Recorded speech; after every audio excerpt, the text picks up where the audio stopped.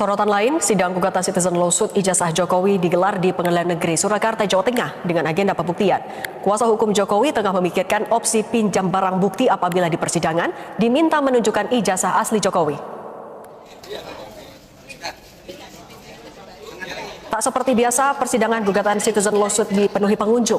Melalui kuasa hukumnya, pihak penggugat meminta pengadilan agar dilakukan pencocokan ijazah, sementara pihak Jokowi mempertimbangkan untuk meminjam ijazah dari Polda Metro Jaya. Saudara saksi tadi sudah menerangkan mengenai adanya ijazah yang pernah dimuat di sosial media, dimuat oleh Dian Sandi, betul begitu ya kesaksian saudara ya? Iya betul, betul Pak ya. Apa yang saudara lihat berbeda dengan yang dipunyai oleh ijazah kakaknya saudara ini? Apa tadi sudah melihat antara lain hologram ya? Apalagi perbedaan yang saudara lihat pada ijazah yang kami jadikan di sini bukti P1 itu ya, yang kemudian dimuat di media sosial. Apa yang saudara saksi lihat berbeda dengan ijazah yang dipunyai oleh kakaknya saksi? P1-nya ini ya Pak? P1-nya bukan ini. Saya nggak tahu P1-nya. P1-nya itu Bapak tunjukkan ada P1. P1. Tunjukkan. Biar jelas. Bapak nggak ngerti ya. P1 yang mana kan? Silakan. Baik, saudara saksi. Saudara saksi tadi bersaksi bahwa kakak saudara itu hidup dalam satu rumah dengan saudara saksi ya. Ketika tergugat satu itu menjadi wali kota, ya, apakah kakaknya saudara saksi pernah bercerita pada saudara itu alumni saya loh, pernah mengatakan begitu nggak? Tergugatnya jadi wali kota kapan ya Pak? Karena 2005 ya? Karena kakak saya ini kan meninggal 2014 ya, jadi wali kota. Saya tidak pernah mendengar bahwa beliau menyampaikan, almarhum menyampaikan bahwa wali kota Solo waktu itu Pak Jokowi adalah alumni UGM. Oh, tidak pernah. Pernah mendengar nggak saudara saksi pernah mendengar nggak bahwa kakaknya saudara itu mengadakan alumni dengan fakultasnya gitu? Pernah mendengar begitu nggak? Datang ke acara alumni pernah? Saya tidak pernah mendengar. Saya tidak pernah mendengar. Saudara pernah mendengar atau tidak tergugat satu itu pernah menjadi gubernur DKI? Saya? Ya pernah, tahu nggak? Saya tahu. Saya tahu. Pada waktu itu kakak saudara masih hidup nggak ketika? Itu tahun berapa Pak jadi gubernur? 2012. Kakak saya kan 2014 ya. Ya beliau meninggal 2014. Tergugat satu jadi gubernur 2012. Tidak pernah menyampaikan bahwa itu Pak Jokowi adalah alumni UGM. Oh, tidak pernah menyampaikan begitu. Beliau tidak pernah menyampaikan. Oke, baik. Dan itu sukses. Majelis yang kurang benar, tidak benar diganti. Satu, kemenangan rakyat. Amin. Kemenangan rakyat kedua adalah bahwa Jokowi terpaksa harus nanda tangan. Itu kemenangan rakyat. Memaksa Jokowi. Itu tanda tangan basah ya. Yang ketiga, kemenangan rakyat di depan kita akan terbukti ijazahnya palsu. Saya alumnus UGM ya. Dari putusan-putusan KIP ini ada beberapa makna penting yang menurut saya. Yang pertama adalah UGM, Universitas alma mater saya yang saya banggakan, sudah divonis memang bersalah bahwa dia selama ini melaksanakan azas yang tertutup. Sebenarnya kalau UGM memaknai demokrasi itu apa sih? Keterbukaan. Tidak perlu kita berdebat di sini karena Undang-Undang Keterbukaan Informasi Publik sudah jelas bahwa ijazah yang menyangkut pejabat publik itu harus terbuka untuk umum. Dan ini sudah ditegaskan oleh Majelis Hakim bahwa terkait ijazah Joko Widodo itu terbuka untuk umum. Lalu yang kedua, dengan dikeluarkannya putusan mulai dari beberapa putusan itu sampai putusan hari ini, seorang Joko Widodo yang mengatakan dirinya lulusan UGM, dia langsung terbuka aja untuk publik, dia tunjukkan karena memang sudah diperintahkan. Selama ini dia mengatakan itu rahasia pribadi apa segala macam. Joko Widodo sendiri sebenarnya harus tunjukkan, dia minta kepada Polda, Pak, ini lembaga KIP sudah mengatakan bahwa memang ini terbuka untuk publik, tidak usah dilanjutkan Pak, mana ijazahnya? Saya tunjukkan ya. Dengan tidak ditunjukkan sampai hari ini ya, dan ada pengecualian pada dalam putusan KIP bahwa itu ada di bawah penguasaan Polda Metro karena itu diproses hukum. itu kami menduga keras bahwa memang ijazah Joko Widodo itu palsu. Pada proses pemeriksaan kami menghadirkan saksi seperti Mas Roy Suryo dan Bu Dr. Tifa. Dia tidak hanya datang sekali, ketika lawan membuktikan ijazah, saya minta mereka boleh lagi hadir.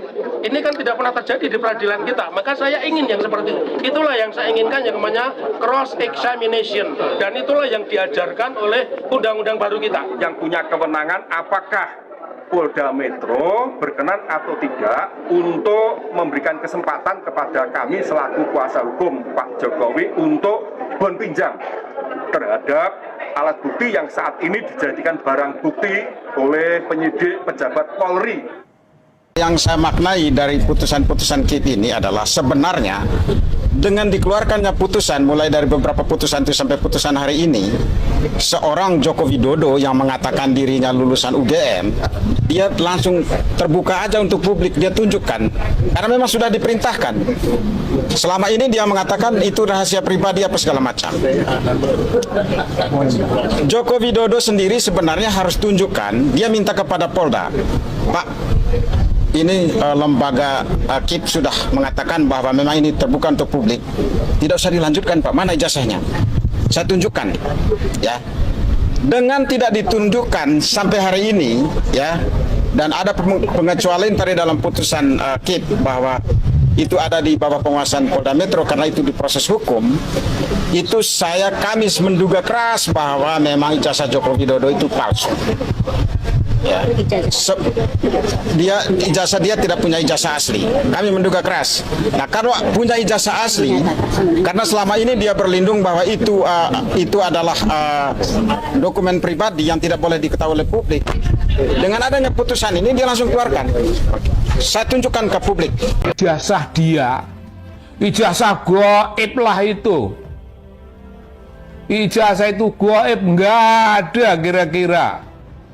Kira-kira nggak ada, sama goibnya dengan ijazah bapaknya. Bapaknya bohong tentang ijazah, anaknya juga mau bohong tentang ijazah. Bung, ini kalau dituntut itu berapa triliun itu oleh Pak Palal itu. Pak Palal itu menuntut, sekian triliun. Dan duit itu bukan untuk Pak Palal. Duit itu harus dimasukkan kembali ke negara. Ke negara itu artinya itu duitnya rakyat. Wah, itu keren, Bung. Dituntut. Dan kalau itu akan terbukti, insya Allah dia terbukti, ya diseretlah dia. Diseretlah keluar dari kantornya. Apa maksudnya? Yaitu kata lengser. Lengser, Bung. Dilengserkan, bukan lengser karena sudah sampai waktunya, tapi dilengserkan, dibikin lengser, dibikin tidak relevan sama sekali, karena sekarang pun dia sudah tidak relevan. Nah, ngaku-ngaku ini, Bung, ngaku-ngaku sekolah di Santo Yusuf, itu sekolah elit yang tidak mungkin. Dia main di halaman sekolah itu pun mungkin diusir sama murid-murid di situ. Siapa kau? Siapa kau? Kok kau ada di sini? Ini sekolahan, ini sekolahan gue. Lo nggak boleh ikut-ikut sini. Lo main di halaman, Bung. Mungkin digusur lah sama orang-orang. Mana bisa ngaku-ngaku kayak begitu. Jadi dia udah bohong tentang itu dan bohong tentang begitu banyak hal yang lain. Bohongnya bohong, Bung. Bung, jangan keliru. Saya ingin mengingatkan lagi kepada ada mak-mak yang tidak sudi omongan sama si Samsul. Ada mak-mak, malas, Wah, kayak gitu. Waduh, Bung, wakil presiden Republik dibegitukan oleh warga negara, oleh mak-mak, Bung. Ada sebuah pernyataan dari seorang politisi Partai Golkar yang bilang bahwa isu ijazah Gibran ini sulit untuk diselamatkan dan saatnya lempar handuk. Posisi Gibran ini sudah kepepet banget, ya nggak sih? Dan yang paling tidak disangka oleh Gibran adalah ketika seorang menteri, anak buah Presiden Prabowo, ternyata malah membantu sepak terjang Roy Suryo dan kawan-kawan. Hal ini diungkap oleh Roy Suryo dalam konferensi pers setelah pertemuannya di kantor Kementerian Pendidikan Dasar dan Menengah Kemendikdasmen. Jadi Roy Suryo ini menghubungi langsung Menteri Mendikdasmen Abdul Mukti lewat WA, yang kemudian direspons oleh Pak Menteri dengan menginstruksikan jajarannya untuk membantu penyediaan data buat Roy Suryo dan kawan-kawan. Sehingga pada hari itu, Roy Suryo bisa langsung bertemu dengan pejabat terkait dan bahkan mendapatkan berbagai data baru. Seperti adanya fotokopi rapor Gibran dari Orchid Park Secondary School kelas 10 dan 11 yang menurut Roy Suryo berbeda tahunnya dengan riwayat pendidikan Gibran yang resmi. Kemudian terkait surat penyetaraan pendidikan SMA Gibran, Roy Suryo menyebutnya sebagai keajaiban dunia ke-9. Antara lain karena bentuk suratnya yang hanya merupakan surat keterangan, bukan surat keputusan. Kemudian salah satu rekan Roy Suryo, Rismon Sianipar, memberikan pertanyaan, kalau surat keterangan itu setara dengan ijazah SMA, bisa nggak kita pakai untuk melamar pekerjaan? Yang dijawab tidak oleh para hadirin di sana. Pihak Roy Suryo mendesak Kemendikdasmen untuk membuktikan adanya kajian akademis sebagai dasar diterbitkannya surat keterangan penyetaraan pendidikan SMA Gibran. Jika memang tidak bisa memberi. Halo teman-teman, selamat datang kembali di channel Ruang Aspirasi, ruang diskusi kritis tempat kita membedah dinamika sosial dan politik tanah air secara objektif, mendalam, serta berlandaskan fakta hukum yang berkembang. Sahabat Ruang Aspirasi, apa arti sebuah kejujuran bagi seorang pemimpin? Di dalam sistem demokrasi yang sehat, rekam jejak, integritas, dan transparansi adalah harga mati yang tidak dapat ditawar. Namun, bagaimana jadinya ketika fondasi paling mendasar dari seorang pejabat publik, yaitu riwayat dan keabsahan pendidikannya, terus-menerus dipertanyakan serta diuji di meja hijau?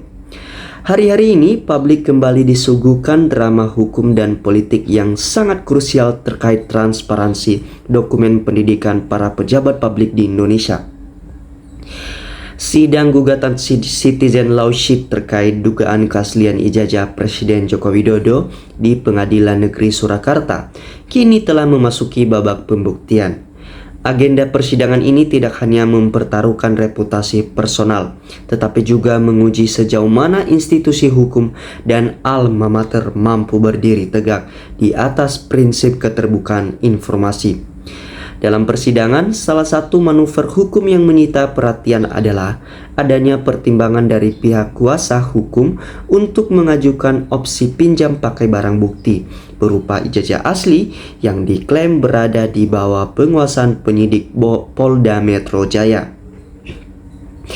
Pertanyaan yang kemudian muncul di tengah masyarakat, mengapa sebuah dokumen akademis formal harus berada dalam ranah penguasaan hukum pidana ketika publik menuntut pembuktiannya langsung?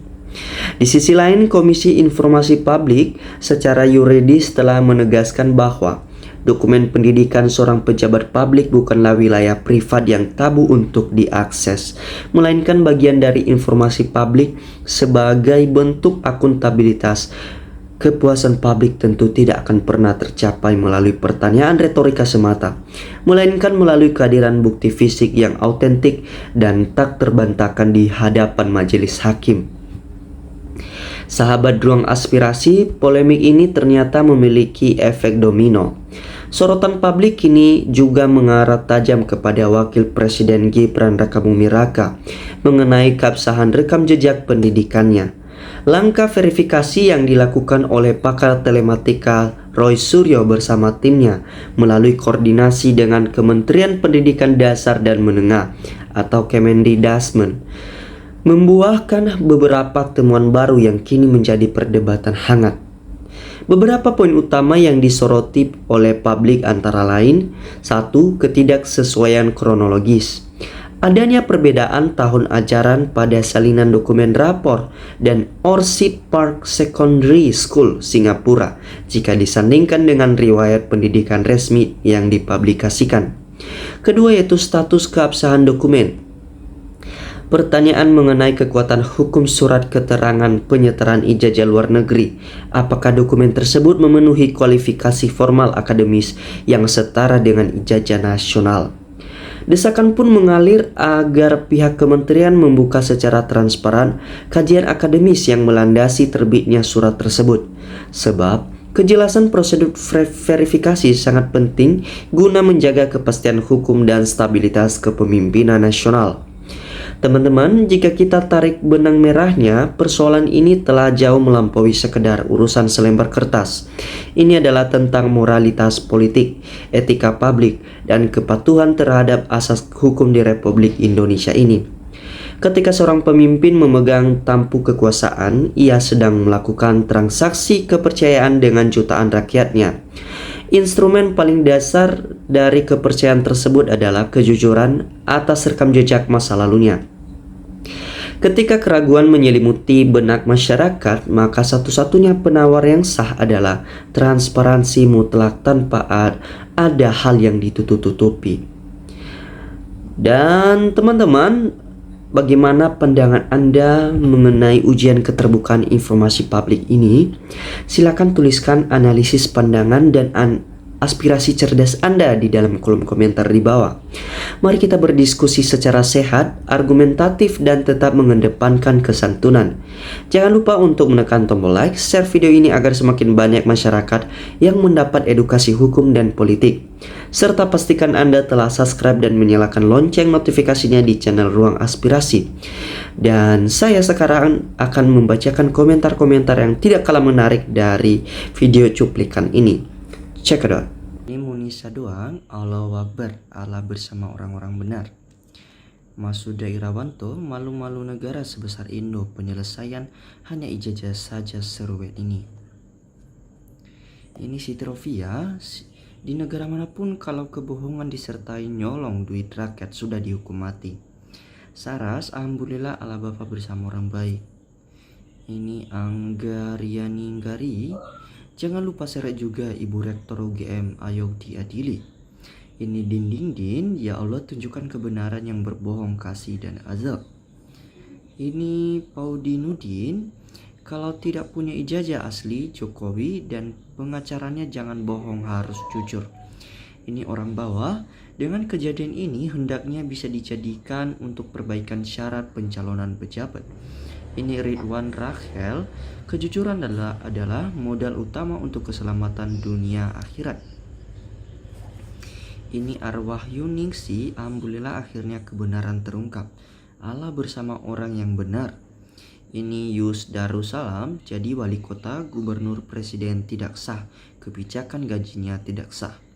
Ini Aprilia, kalau perlu termol-termol ikut dipercarakan walaupun hanya 2 tahun melindungi kebohongan. Ini Papa Mama memang tidak punya ijazah si Jokowi. Ini Mardia Bengkulu, semoga para penegak hukum tegak lurus pada kebenaran. Ini Muhammad Dimansyah, jangan ada lagi pemimpin tertinggi sampai bawah ada ijazah palsu. Ini Infinix, orang Solo akan malu seumur umur jika benar ijazah Mulyono asli si Jack palsu. Ini Sudiono, pengadilan berbelit-belit nampak banget kalau takut sama Jokowi. Ini Eko Giono, harus kalau memang benar-benar terindikasi palsu, semua pihak sadar diri, tidak usah membela barang salah. Ingat dosa itu lebih hakiki dan abadi sifatnya. Ini Tumija Aceh, sangat betul 1000% kemenangan rakyat NKRI itu paten. Semua pembela pahlawan Indonesia, kebenaran, kejujuran bangsa. Ini Lis Kecup, Allah bersama orang-orang baik. Ini Sahelo, alhamdulillah masya Allah mantap lenyap yang batil. Ini Samsi Hidayat, alhamdulillah semoga kebenaran segera terungkap. Demikian juga kebohongan segera terungkap, jadi jelas mana yang bohong, mana yang palsu, dan mana yang asli. Ini Sutrino Sutrio, pepatah Jawa bilang beci ke titik Allah bakal ketoro, itulah Allah itu maha yang besar. Ini Narfadila, hidup Roy Suryo CS.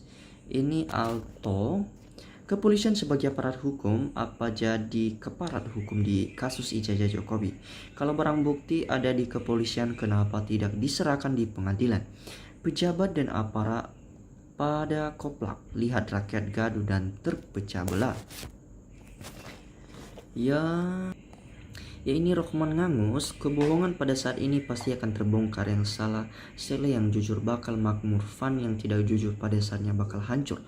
Ini Nurdin, Kepolisian Kapolda Bareskrim termul pengacara semua berak-berak mencret. Gak malu pembohong masih dibela-belain karena banyak uangnya. Nanti lawyer seperti ini jangan dipakai karena dia sudah membela seseorang pembohong sampai mati-matian. Bila perlu dihukum juga karena sudah menghalangi pemeriksaan. Dan Bareskrimnya juga harus dipecat karena sudah memeriksa penuh kebohongan. Ya ini untung. Membela kebenaran adalah ibadah, membela kebohongan demi posisi jabatan adalah kemungkaran. Mari tegakkan amar ma'ruf nahi mungkar. Ya ini Uber Drosika, Jokowi berlindung di ketiak Metro Jaya bila polisi ingin pulih dari kebencian rakyat. Saatnya sekarang tunjukin jajah Jokowi yang benar-benar jangan dilindungi. Kalau polisi nggak bilang polisi PKI, Polri harus jeli. PKI itu akan bangkit yang dikoordinasi Jokowi. Ini suci, alhamdulillah kebenaran memang tinggal pidana gimana. Penjara berapa tahun terus lanjut rakyatnya menunggu. Teman-teman, demikianlah komentar-komentar netizen mengenai video cuplikan tadi. Jika kalian mempunyai komentar yang lebih kritis lagi dengan akal sehat, silakan cantumkan dalam komentar. Saya Ruang Aspirasi. Terima kasih telah menyimak video saya dari awal hingga akhir.